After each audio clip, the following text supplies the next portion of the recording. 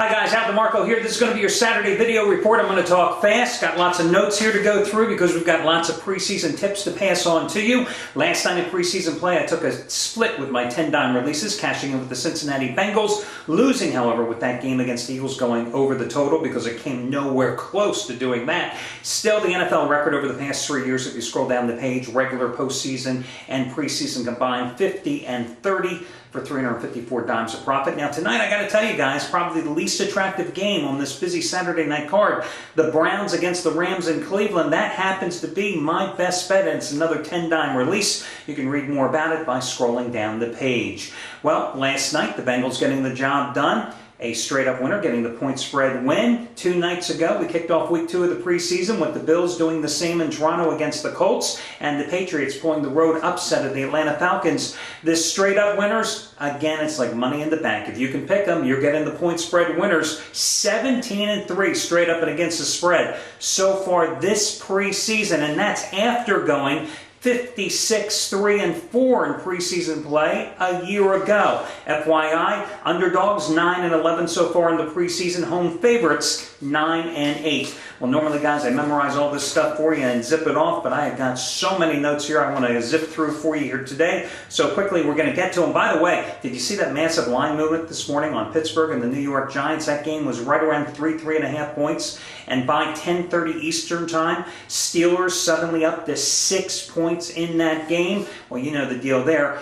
Mike Tomlin always plays it very close to the vest, announcing how much his starters are going to play and especially who his quarterback rotations are going to be featuring. Well, you know Ben Roethlisberger is going to play today. That much has been confirmed. Will he start? Who knows? Did not play last week, and of course, for those of you that have been to Siberia here lately, you know that Ben Roethlisberger suspended at least the first 4 games, if not the first 6 games of the regular season. So it's imperative for the Steelers to get Byron Leftwich, who's anticipated to be their scheduled starter, and backup Dennis Dixon, plenty of playing time here in the preseason. Now, Leftwich, of course, started last week at home against Detroit. Pretty ineffective. Dixon came off the bench, though. Very strong game, but all 3 are going to play today. But the reason you're seeing the big line movement is because everybody, the public, everybody is jumping on the Steelers today because it's one of the few games that they know something about the personnel for both teams because they've read the reports that Big Ben's going to play and the Giants are just injury-riddled at quarterback with Eli Manning not playing today. Jim Sorgi had the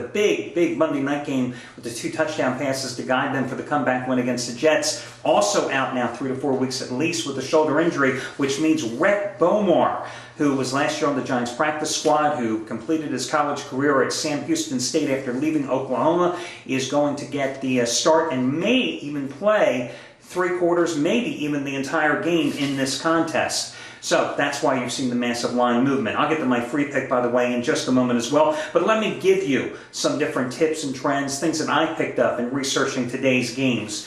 First of all, something you should be aware of. You know, Green Bay defensive coordinator Dom Capers last year's first year with the Packers, putting in a brand new defense last year, a blitz-happy package. He's gone on record as saying that this year in the preseason, they are not going to blitz as much. They want to not reveal all their cards. They want to definitely play it more conservatively. It showed last week against the Cleveland Browns, so that's something for you all to consider as well. Arizona, we're not going to talk about Arizona because they're not playing today. Let's move on to back to that Pittsburgh game. Dennis Dixon, I told you he played real well off the bench last week. 6 for 7, 128 yards passing and 31 yards rushing. San Diego tonight, hosting the Dallas Cowboys. Sean Merriman will not be playing for the Chargers tonight. North Turner, 4 and 2, straight up as a home favorite in preseason play, but just 2 and 4 ATS. They did, however, roll over Chicago last week, 25-10. Ryan Matthews, a big game on the ground, the rookie first rounder, 9 carries, 50 yards in that one. Philip Rivers, 4 for 6. For 62 yards and a touchdown in limited play. The starters expected to go about the first half here in that game for them. As for the Cowboys, you know, they have been totally ineffective in the red zone so far. Starters 0 for 4 in red zone opportunities. The ground game hasn't really produced either. Marion Barber and Felix Jones, 5 carries for a combined 12 yards in their home loss to the Oakland Raiders last week. And keep this in mind, Tony Romo and the quarterbacks playing behind an injury-riddled offensive line. They're going to be without right tackle Mark Colombo and left guard Kyle Kozier for quite a while. 3 for 13 in third down attempts against the Raiders last week. So that offense for the Cowboys certainly struggling. The Cowboys starters are expected to go 1/2 tonight against the Chargers. By the way, back to that offensive line. They have already given up 11 sacks in the first 2 preseason games this year. Carolina, keep in mind that Matt Moore struggled in the rain at Baltimore in his opening game, 4 for 7 for 32 yards, a 17-12 loss. The offensive line missing right tackle Jeff Ote. The running backs, it's going to be D'Angelo Williams seeing a little action, but Jonathan Stewart expected to miss his second straight game. Steve Smith off the injured list, but doubtful for tonight's game as well for Carolina. As for Seattle, Matt Hasselbeck expected to play about the first half of today's game against Green Bay. Hasselbeck did not fare that well last week.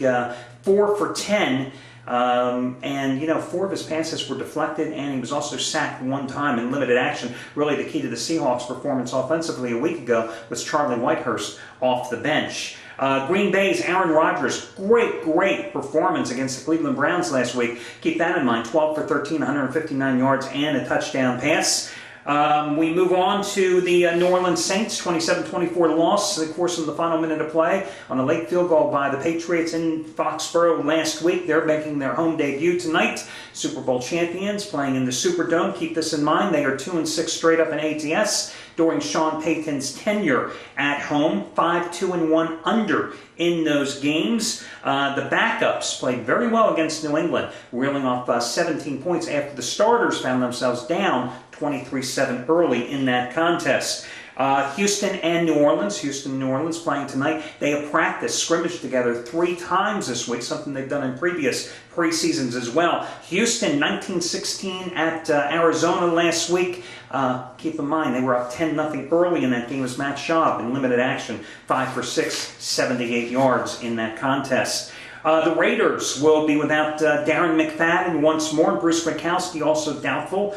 They also have 5 offensive linemen that are going to miss, my bad. We're going to jump to Baltimore. Baltimore playing Washington. The Ravens, 5 offensive linemen out of action. Mark Clayton also questionable. Ravens gave up 6 sacks, 2 when Joe Flacco was quarterbacking last week at home against Carolina. This is a team that gave up only 36 sacks all of last season. And keep in mind, Washington, a very strong pass rush, as Andre Carter and Brian Orakpo last year, 11 sacks each for that Redskins defensive line. Derek Mangini is going to play his starters perhaps into the third quarter tonight for Cleveland against St. Louis. The Rams, once again, starting A.J. Feely at quarterback before giving way to rookie number 1 draft pick, Sam Bradford. One other game to talk about, Denver started 2 rookie offensive linemen against the Lions tonight. Lions playing a 4-3 defense too, so that's always a bit of a problem when you've got inexperienced players along your front line. And finally, one more thing going back to the Chargers-Cowboys game. The Chargers last week, Phillip Rivers, of course, very limited action, but Billy Volek, very strong game as usual, career backup off the bench, 7 for 14, 77 yards. And Jonathan Crompton, the rookie, also a very strong game for the Lightning Bolts. 6 for 11 for 81 yards. Now, as far as my free pick goes tonight, I'll tell you what, guys, I've looked at all these games, and I really think that my second favorite NFL play tonight, I'm, of course, using the Browns and the Rams as my premium play, the one that I'm personally betting on tonight. I thought about going with New Orleans at home against Houston, but I wouldn't be surprised to see if Texans win that game. Dan Orlovsky, always get his last name screwed up, played very well off the bench in replacement of Matt Schaub last week. Instead, I think I'm going to go over to the Baltimore-Washington game. And I'm going to side with the Redskins playing at home in this contest, laying the 3 points against the Ravens. I realize there's a lot of sentiment on the Ravens, but again, as I just told you, with all their injuries along the offensive line, I think that the Redskins are the team to go with here tonight, and I like Washington playing at home in this one. Good luck, everybody, and I'll catch you again on Sunday.